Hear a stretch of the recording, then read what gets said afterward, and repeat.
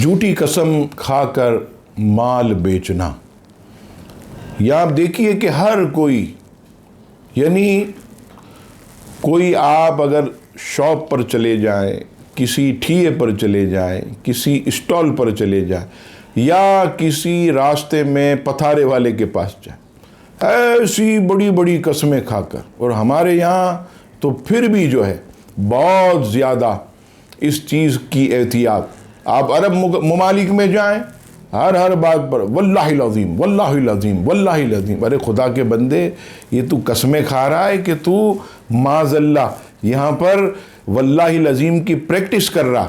ہر بات میں 3 4 بار. یاد رکھیے گا کہ جھوٹی قسم کھا کر مال بیچنا یہ سخت ناجائز ہے.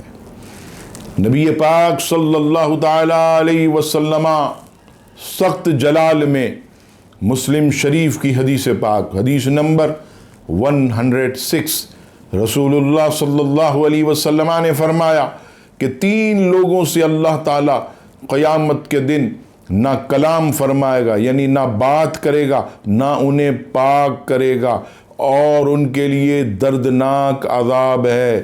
سب سے پہلا شخص تکبر سے اپنا تہبند ٹخنوں کے نیچے لٹکانے والا. نمبر 2 احسان جتانے والا.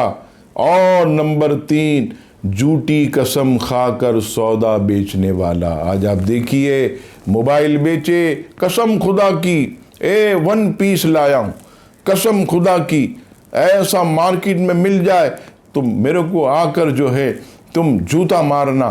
یہ دیکھیے کس طرح جو ہے اپنا کاروبار چمکانے کے لیے جھوٹی قسمیں کھائی جاتی ہیں.